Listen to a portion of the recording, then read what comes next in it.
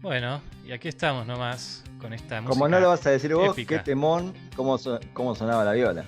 Como vos no lo vas a decir, vamos a opinar nosotros. Gracias, gracias. Y eso bueno, que no era una auténtica Cepi. No era una auténtica Cepi. Igual sabés que nada, yo canto muy bien, así que cuando quieras grabamos los temas acústicos, como quieras, Fede toca la batería, nada. Bueno, yo hago ruido, todavía no la toco, pero hago ruido. Hacer ruido. Pero igual, en realidad queremos volver a escuchar a Cepi, escúchame. Queremos verlo en el escenario otra vez, tocando la viola.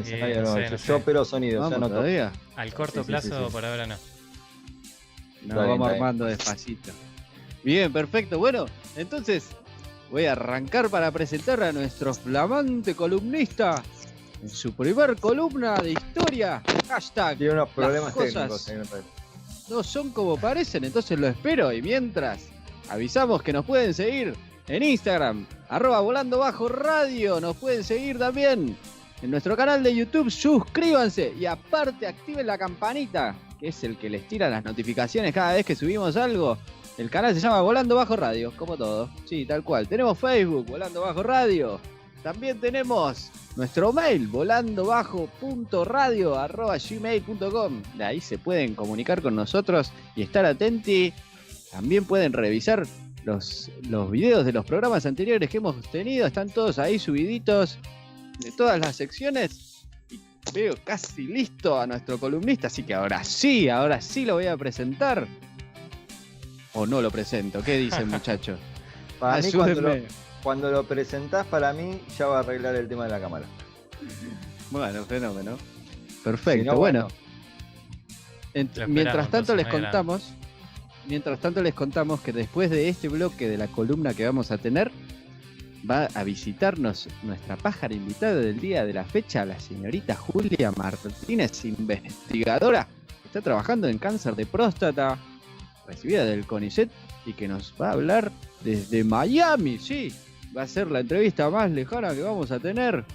Y ahora sí, lo veo listo. Ahora sí. Lo veo listo a nuestro columnista y paso a presentarlos nomás con su primer columna de historia. Hashtag, las cosas no son como parecen. Él vive en Floresta y es hincha del Boys, claramente. Es un gran guitarrista y está estudiando la licenciatura en Historia en la Universidad de San Martín. Con ustedes, el señor Federico Aprile. Fuerte el aplauso. ¿Qué tal? Buenas noches. Gracias. ¿Qué haces, Fefo? ¿Cómo va? ¿Todo bien? Muy ¿Vos? Escuchándolo como siempre. Ahí luchando con la tecnología, ¿no? Sí. Me gana. Perfecto. No pasa nada, perfecto. Bueno, contanos, Fefo, ¿qué nos vas a traer el día de hoy? ¿De qué vamos a charlar? A ver. Bueno, hoy, para inaugurar la columna, me gustaría hablar sobre el ideal del caballero medieval, un poco lo que uno piensa, lo que tiene en su mente, y la diferencia con la realidad, ¿no? Un poco lo que Hollywood nos enseñó y un poco realmente cómo fue esa época. Y ¿Es mentira la de la balada del pistolero? No, ¿es todo mentira eso? La puta madre. Bueno, para empezar estaría bueno definir, ¿no? ¿Qué es un caballero medieval? ¿Ustedes cómo se lo imaginan? ¿Qué piensan o qué saben de esta época? A mí se me viene a la cabeza, la típica Game of Thrones, ¿entendés? Tipo, el típico caballero malla de cota, como le dicen, ahí que se ven todos las cositas esas brillantes, viste, tapado con pieles, con espadas así gigantes, los cascos, todo verano, eso. ¿No? Sí, viste, y que aparte pueden correr y son Usain Bolt encima, viste, siempre con todo puesto. Y otra cosa, siempre tienen buenos cortes de pelo. Siempre. Vos decís, ¿dónde carajo se cortaban el pelo estos tipos? Si no existía la maquinita, no existía nada, siempre están bien peinados. No les crece el pelo en toda la serie, boludo. Sí, el frizz no existe en ellos. Es brutal. En primero, un caballero en realidad se define por un juramento que le hace a su señor. Muchos de ellos ni siquiera tenían armadura. La armadura era una herramienta, un utensilio muy caro y además tenía que estar hecho a medida. Así que no todos los caballeros en realidad tenían esa posibilidad. Los más chetos, nada más. Claro. Los de Palermo, los acá. Lo que pasa es que, bueno, esta herramienta, esta armadura, digamos, se vuelve indispensable, fundamental, porque la sociedad estaba dividida en estamentos. La sociedad medieval se dividía en 3 estamentos. En primer lugar, estaban los que serían los que usaban el cuerpo para rezar, o sea, los sacerdotes. Esa es la clave. ¿De qué manera vos usás el cuerpo? Okay. En segundo lugar, están los que usan el cuerpo para pelear, o sea, los caballeros. Y en tercer lugar, están los que usaban el cuerpo para trabajar, o sea, los campesinos. Así se dividía, digamos, la sociedad feudal. Ahora, ¿qué pasa? Era una sociedad muy violenta, en donde existía una violencia endémica, que eso es lo que no se ve nunca en las películas. Siempre se ven caballeros contra caballeros, pero en realidad el mayor problema existía adentro de la sociedad, no hacia afuera. Es decir, estos caballeros que solamente se juntaban alrededor del rey una vez por año, o una vez por estación, mejor dicho, para salir a conquistar, tenían que vivir de algo todo el año, ¿verdad? Y no trabajaban. Entonces, lo que hacían generalmente era atacar al campesino, robarle. Ahí estaba la diferencia de clase social, vamos a decirle. En eso se diferenciaba la clase social. Está bien. Claro, ellos se denominaban milites, que eran los que peleaban. Y bueno, durante todo el año los milites no iban a trabajar en una granja, ni iban a ir a rezar a un monasterio. Entonces la forma que tenían de sobrevivir era arrasando pueblos e inclusive monasterios también. A la mierda. Sí. No es solamente el vikingo. Exacto. Entonces, bueno, en esta sociedad de extrema violencia, la sociedad medieval, existía un conflicto entre clases élite, es decir, entre los milites y entre los sacerdotes que utilizaban el cuerpo para rezar, como dijimos anteriormente. Bien. Los sacerdotes, la forma de defenderse que tenían de estos caballeros, obviamente no se van a ir a pelear con un tipo que se dedica a la guerra porque van a pasar. Entonces, medio jugado, ¿viste? Medio jugado. Entonces lo que buscaban era, de alguna manera, tratar de limitar esta violencia mediante leyes que ellos sentían que era como divinas. Es decir, trataban de prohibir los duelos, cosa que nunca lograron en realidad. El matrimonio a partir del siglo XI buscaban, es decir, para ser caballero primero tenías que ser católico, y para ser católico primero tenías que pasar por un sacerdote. Entonces ellos lo que buscaban, de alguna manera, el poder eclesiástico, regular esta violencia, que realmente no lo terminaron logrando.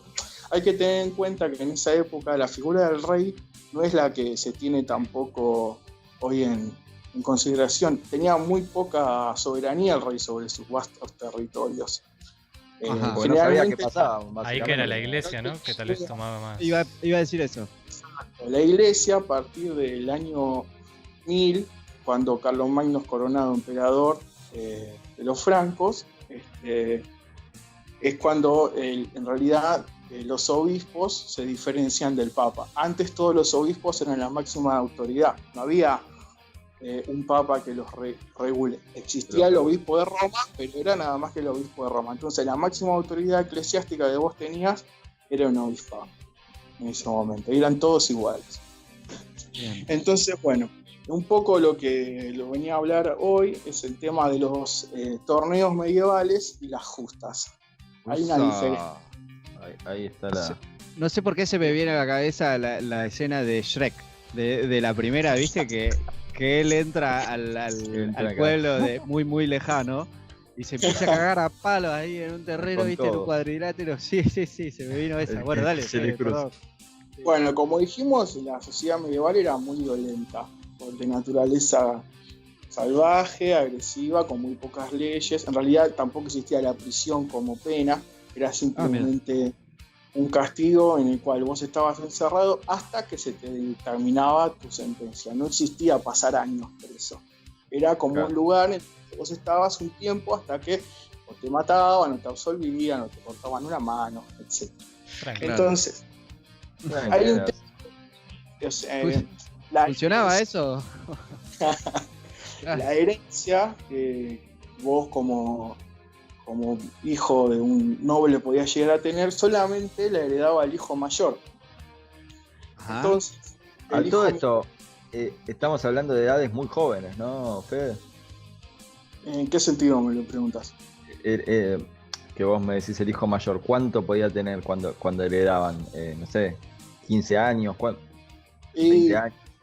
Claro, el tiempo en el que viviera el padre, pero sí, generalmente se vivía en ocasiones menos tiempo por alguna enfermedad incurable o alguna... Claro. Entonces, bueno, el hijo menor, con suerte, podía llegar a heredar una armadura y un caballo. Y lo único que tenía, digamos, para sobrevivir eran las justas. Bien. Ahí sí me ponen una foto que les mandé.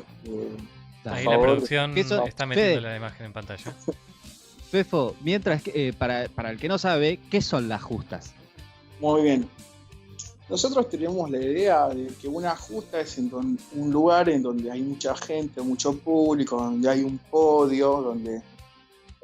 muy bien. Eso que se va a ver en la foto en realidad es una exhibición pagada por un señor, por el señor de las tierras, para entretener al público, para que el caballero se haga un poco de canchero, para que la gente... Para la presentación.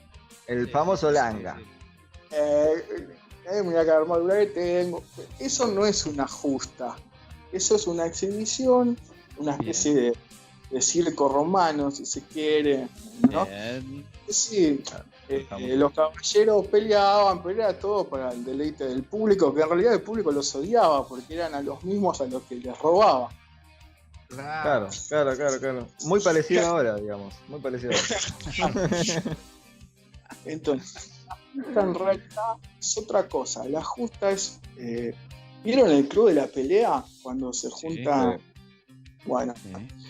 en las justas no había lanzas con punta roma, no había espadas desafiladas, sino que los caballeros, sin herencia, generalmente hijos menores, como recién hablábamos, o caballeros que cayeron en desgracia y se quedaron sin plata, se juntaban a pelear y el objetivo era o bien capturar al otro caballero para cobrar el rescate al padre o al hermano al que tuviera la plata, o bien sacarle la armadura al caballo con el fin de obtener alguna ganancia.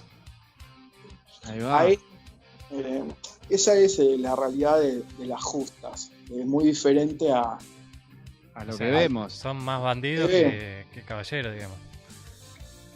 Inclusive, si vieron en la foto la separación que había entre los dos caballeros, como una separación de madera, recién se empezó a usar en el siglo XV, que ya es, digamos, al final. De la Edad Media. Tampoco era tan producido la exhibición, digamos. Bien. Y bueno, nos ha mentido Hollywood, perdón, pero nos ha mentido de una manera tremenda. Bueno, sí. Capaz que no Hollywood, ¿no? Disney, creo que con el Rey Arturo, la espada en la piedra, ahí creo que arrancó por ahí la mano. Y un poco lo que intentó hacer la iglesia es prohibir los duelos personales, que también hay otra foto en la cual se ve un duelo de un hombre contra una mujer, que aunque parezca que el ideal imaginario era imposible, en la medida era normal también que un hombre pelee con una mujer, con la diferencia de que el hombre tenía que estar enterrado en un pozo. Tomá, pará. Contalo, pará. Contalo. Esa foto está sacada de un manual que te enseña a pelear adentro de un pozo. Es un manual en que vos tampoco era muy fácil acceder a los manuales en esa época, ¿no? Pero bueno, si conseguías verlo, te enseñaban algunas técnicas como para poderle pelear a una mujer, pero vos desde adentro de un pozo bastante profundo, aproximadamente 1,5 metros. Fefo, una pregunta. ¿Y esto era solo una pelea, un entrenamiento, lo que sea, pero entre un hombre y una mujer, entre dos hombres, no pasaba? Entre dos hombres existía el duelo, pero ninguno se metía dentro del pozo. O sea, era un duelo... Era una cuestión súper patriarcal de meterse en el pozo, ¿o no? Tremendo, bueno. De ahí venimos. Eso es lo que nunca en realidad pudieron prohibir el poder eclesiástico, nunca pudo ni prohibir las justas, ni tampoco prohibir los duelos, ni parar con la violencia. Por eso se cree que en las cruzadas, en realidad, lo que trató de hacer el poder eclesiástico fue sacar a los caballeros que estaban exfoliando a los campesinos, pero ¿por qué? Para poder el sacerdocio o el obispado, ellos sacarle la plata a los campesinos. Esa es una teoría que explicaría por qué querían sacar a los caballeros afuera. Bueno, vayan a conquistar, le dieron todo el sustento ideológico, que era una cruzada, de matar al infiel, pero en realidad lo que se buscaba era poder acceder a las ganancias del campesino, que a partir del año 1000, con lo que fue el relajamiento de las tasas, digamos, de arrendamiento, en realidad el campesino a partir del año 1000 tuvo un tiempo en el que vivió una vida relativamente tranquila, si no fuera por los caballeros, en la cual le quedaba tiempo de ocio y le quedaba cierta moneda para gastar, ¿sí? Entonces, bueno, todos querían apropiarse del excedente que podía llegar a tener el campesino en ese momento. Tremendo. O sea que, digamos que todo lo que es el rey y la corona y todo eso siempre se terminan aprovechando de los campesinos, del pueblo, y los caballeros terminan siendo tal vez unos bandidos, y me imagino que muchas veces enviados por el rey también, ¿no? El rey tenía, digamos, un dominio limitado sobre su área circundante. Lo único que hacía el rey, hablando de los que son los francos, ¿no? Del imperio, siempre hablando de Carlomagno, era tratar de agarrar a todos los caballeros una vez por año y llevarlos a conquistar tierras lejos. Entonces, bueno, esto sumado a la coronación de Carlomagno como emperador y al obispo de Roma como papa, lo que buscaban era conquistar pueblos paganos con el aval ya papal. Es decir, que Europa tiene la forma que tiene hoy en día por los francos, que fueron los que europeizaron Europa. Bien, clarísimo. Fefo, oíme, acá tenemos una pregunta del chat. Dice Grefón95, esas conquistas también beneficiaron a la iglesia, ¿verdad? Pregunta. La iglesia en realidad lo que se veía beneficiada era, digamos, cuando sacaban a los caballeros afuera, a pelear afuera, o estaban ocupados peleando con el rey, haciendo campañas de evangelización, entre comillas. Lo que empezó a pasar es que los campesinos, por un tema medio complicado de economía, empezaron a perder ese poder económico que habían ganado.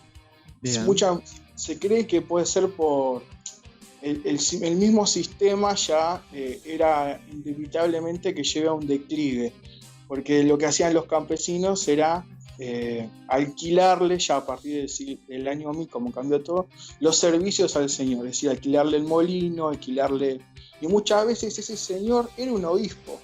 Entonces se vio una concentración de riquezas en manos de lo que es el poder eclesiástico. Entonces sí, obviamente se beneficiaban y a la vez alargaban sus tierras, y los campesinos caían en lo que es una relación de servidumbre, es decir, le debían trabajo al señor. Hay una gama muy amplia de servidumbre que va desde deberle algunos días a deberle toda la vida, a deberle solamente estacionalmente mano de obra. Eso sería la cuota con interés o sin interés de ahora, digamos. Claro, si no me podés pagar, vas a tener que laburar en mi tierra, una cosa por el estilo. Entonces sí, la iglesia se vio fortificada con mano de obra barata, con muchos terrenos que de haber subido el valor comenzaron a bajar porque solamente se empezaron a concentrar la plata de ellos, y a la vez las iglesias empezaron a gastar más de lo que tenían. Una cosa medio difícil de concebir, ¿no? Pero así también vemos los grandes monasterios y las grandes iglesias hechos en la Edad Media, en donde muchas veces hasta el mismo obispo o el mismo obispado quedó muy endeudado. Y aparte que vivían una vida de absoluto lujo. Digamos, cuando cae Roma, entre comillas cae Roma, que ese es otro tema, el comercio a gran escala desaparece. Desaparecen las rutas que generaron los romanos para hacer sus comercios, digamos, para mover el grano, y solamente perduró lo que es el comercio de bienes de lujo, que eran acaparados generalmente por los señores feudales o por caballeros de muy alto poder adquisitivo. Entonces vemos las reliquias en las iglesias, con lo que fue la caída de Alejandría empezaron a proliferar las reliquias, que que después ya tenías un cierto rango si tenías una reliquia y le creabas todo un milagro alrededor, o creabas un santo, que al principio los santos eran santos locales, no eran santos digamos a nivel global, sino que cada lugar tenía un santo. Entonces tu iglesia iba ganando prestigio, iba ganando poder, y de alguna manera ibas acrecentando digamos lo que es el prestigio y todo lo bien, el bien material, digamos, vamos a llamarlo de una manera. Ahí empieza más claro. Bueno, Fede, clarísimo. Tremendo, todo. Súper didáctico fue. Muy didáctico, me encantó. En serio.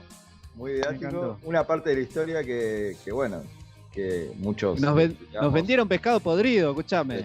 Claro, tal cual.